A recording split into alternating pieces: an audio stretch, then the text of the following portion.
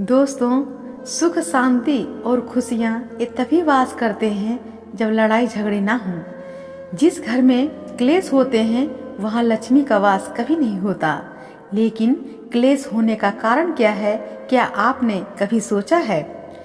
पति पत्नी दोनों एक दूसरे के जीवन साथी होते हैं, 7 फेरों के साक्षी होते हैं। जब एक स्त्री और पुरुष का विवाह होता है तो दोनों जन्म जन्म के लिए एक बंधन में बंध जाते हैं। जीवन भर साथ निभाने की कस्में खाते हैं। दोनों के बीच का अटूट प्रेम उन्हें जीवन भर एक दूसरे से बांधे रखता है। लेकिन एक समय ऐसा आता है जब दोनों के बीच संघर्ष उत्पन्न होने लगता है। दोनों के बीच असमान रूप से लड़ाइयाँ होने लगती हैं, जिससे उनका सुंदर सा रिश्ता भी कड़वा हो जाता है। दोनों के बीच हुए क्लेश से दोनों में से कोई खुश नहीं रहता और इसी क्लेश के कारण धीरे धीरे संबंध टूटने लगते हैं। लेकिन यदि आप गौर करें उन बातों पर जिन पर आप झगड़ रहे हैं, कि आप पाएंगे कि जिन बातों के लिए आप झगड़ रहे हैं उनमें से तो अधिकतर के तो कोई कारण ही नहीं है, बल्कि वहाँ ऐसी कोई वजह है ही नहीं जिस पर आप झगड़ रहे हैं। किंतु झगड़े का कारण क्या है? झगड़े का कारण है आप दोनों का ईगो। आप गौर करेंगे तो पाएंगे कि आप दोनों ही एक दूसरे से खुद को कम नहीं समझते।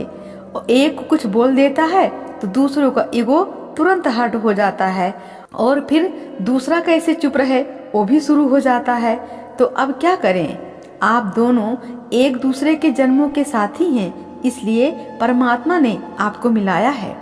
अपने रिश्तों को प्रेम से रखना ये भी आप दोनों की ही जिम्मेदारी है। इसलिए जब भी पहला किसी बात पर नाराज हो रहा हो तो चाहे उसमें आपकी गलती हो या ना हो, आप अपने ईगो को साइड में रखकर मौन रहें। याद रखें कि महाभारत में भी श्री कृष्ण ने अर्जुन को गीता में उपदेश देने से पहले उनकी सारी बातें एक अच्छे श्रोता बनकर सुना था। अर्जुन की पूरी बातें सुनने के पश्चात ही श्री कृष्ण ने उनकी सभी समस्याओं को समझकर उन्हें गीता उपदेश दिया था। आप भी उनकी ही तरह एक अच्छे श्रोता बने और अपने साथी की पूरी बातें सुने। जब उनका क्रोध शांत हो जाए तब आप इस विषय पर उनसे चर्चा करें। यदि आपकी गलती है तो आप उन्हें समझाते हुए उनसे माफी मांग लें। आप पाएंगे कि उन्होंने आपको बड़ी ही आसानी से माफ कर दिया।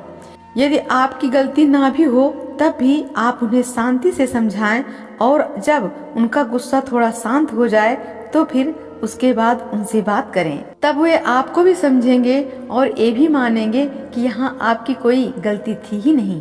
अब आपके मन में एक प्रश्न जरूर उठता होगा कि मैं ही हमेशा क्यों चुप रहूं?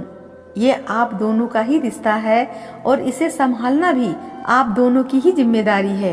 आपका साथी भी नहीं चाहेगा कि आप दोनों का संबंध खराब हो, इसलिए जब आप उन्हें ये बात समझाएंगे तो वो इस बात को जरूर समझेंगे।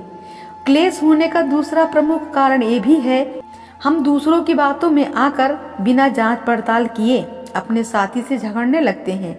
लेकिन किसी भी बात पर पहले जांच पड़ताल कर लें। यदि आपके साथी की गलती है तब भी आप उनसे प्रेम से पूछें, उन्हें प्रेम से समझाने का प्रयास करें। इससे आप दोनों के बीच का प्रेम और बढ़ जाएगा और आपका संबंध अटूट हो जाएगा।